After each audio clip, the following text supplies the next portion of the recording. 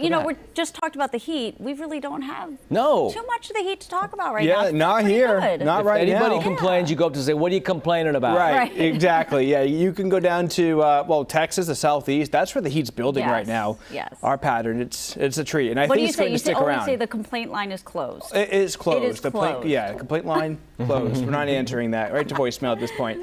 All right, here's the forecast as we move over the course of the next few days.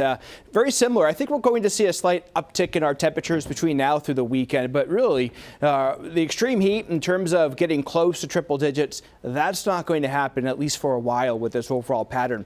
81 degrees right now in the city of Sacramento. Stockton still running into the mid 80s. We have that help with the Delta breeze right now between 10 to 20 miles per hour. Those are sustained winds, and that's helping to clear things out. If you notice today, as you're maybe out been driving around across the Sacramento Valley, you've probably seen the coastal mountains, even the foothills, a little bit more clear today.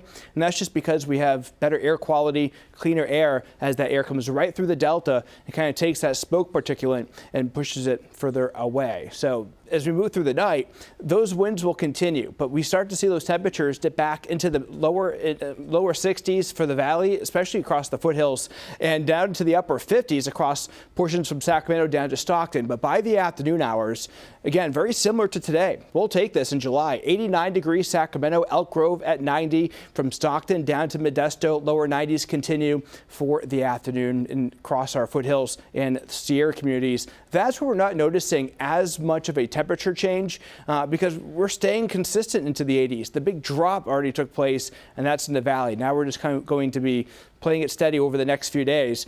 Tomorrow, here's those winds. We mentioned this already, that Delta breeze, but here's just a good animation to show you how it progresses through the day and how the valley starts to clear things out. Again, gusting 15 to 25 miles per hour, especially after 4 p.m.